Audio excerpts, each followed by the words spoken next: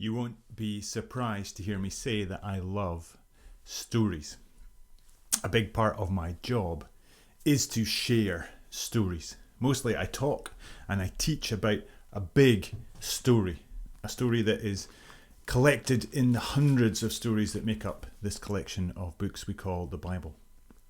In here there are 4 writers, collectors of material, who tell the story of the life and death and resurrection of a young Jewish rabbi who turned things upside down, called Jesus of Nazareth. One of those books is called Matthew.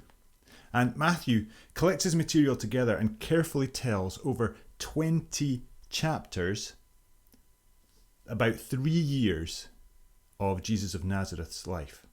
20 chapters for 3 years. And then he spends the rest of his time, more than 7 chapters, telling us about the events of just 7 days. 20 chapters about 3 years, and then 7 chapters about 1 week of 7 days. From when this young Jewish rabbi comes into the capital city last Sunday, and then through that week as he is betrayed, as he is arrested, as he is tried, as he is beaten, as he is horrifically executed in that Roman way of the crucifixion, that torture and that humiliation. And we get to the Friday evening where things pause for the Jewish Sabbath. Everything pauses. Until, Matthew writes, Sunday. On the first day of the week, as he describes it. Now, Matthew's book was collected and written about 30, 40 years after Jesus' life and death and resurrection, and it would have been read out to lots of Jesus' followers, lots of them Jewish, and as they heard this being read out, they would have had bells ringing and lights flashing in their Jewish imagination, because they'd have memorized as a children their story, particularly in a book called Genesis, which begins with the line, on the first day of the week. What happens on the first day of the week? Creation. God's creation project begins. And here Matthew describes this Sunday as on the first day, not by accident. Then he tells us that there are 2 women who go to the place that Jesus' body has been put. Why would they go there? Maybe to visit, maybe to put spices on it. We're not actually told. It seems that the story is over. But the phrase, on the first day, suggests there's maybe more going on. And Matthew presents us with drama. We have earthquakes. We have a vision of an angel, a messenger from God. And there's an irony. There's a little bit of humour as the guards that are supposed to protect the dead body fall down as if they are dead. I said there are 4 accounts of Jesus' life and death and resurrection. They have some different parts to them, like you'd expect, different angles on the same thing. But there's one thing they have in common. In every single account of what happens here, what happens next comes as a complete surprise to the women, to Jesus' followers, to the Jewish authorities, to the Roman authorities. No one expects what happens left. This messenger, this angel says, don't be afraid. That's what they always say as they appear. They seem to have been pretty scary beings. Then the angel says, Jesus isn't here. He has risen. And that comes as a total surprise. But why? Jesus himself has said, more or less, this is what is going to happen. If we look back in Matthew's story, we can see that the chief priests, the Pharisees heard him say this kinds of thing. Other people understood at least part of what he was saying. So why is this a surprise?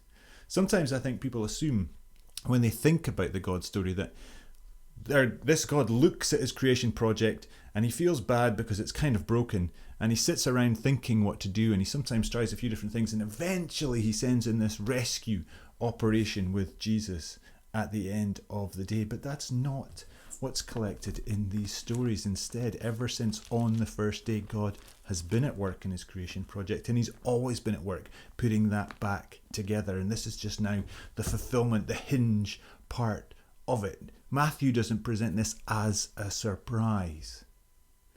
Some people think writers like Matthew made this kind of stuff up.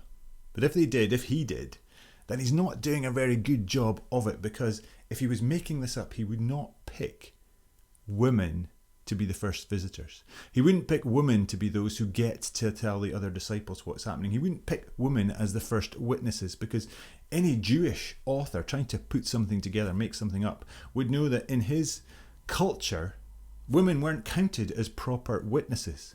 Their testimony was valued less than men and not counted in legal things at all. Yet these women get to see Jesus first. They get to see Jesus himself, and they fall down, and he notes for us that they grab his feet because he's real. This is not a vision. This is a resurrection, as Jesus talked about, and as this story has always been about. This is a surprise, but it shouldn't be a surprise. This is upside down. It explodes people's expectations. He was supposed to be a warrior king, but then he came on a peaceful donkey. He was supposed to smash the Roman Empire, but instead he died.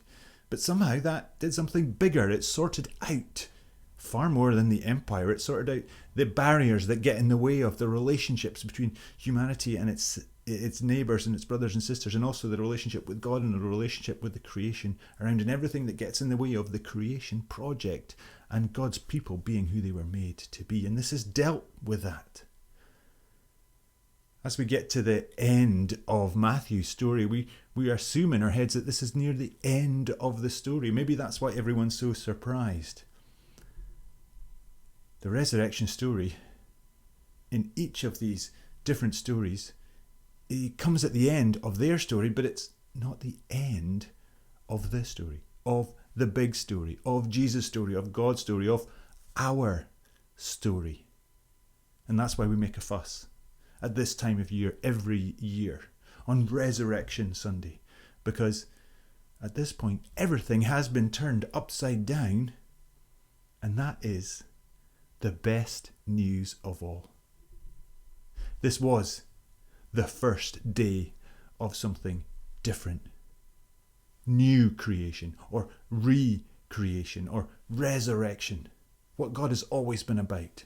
And that story, which is a reality story, a promise story, a family story, a love story, a justice story, continues to be written. In history, in our lives, in front of me, around me, in your lives every day, in this community that I get to be part of, as we wrestle together with what God has done for us and what he has made us to be here. And so I don't just get to tell and teach stories. I get to join in with a bigger and a better story.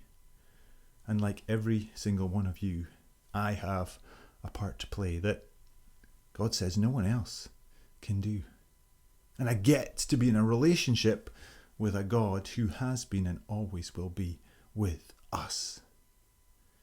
Which is, again, why we come together and we take bread and we take wine and we celebrate that fact again this morning.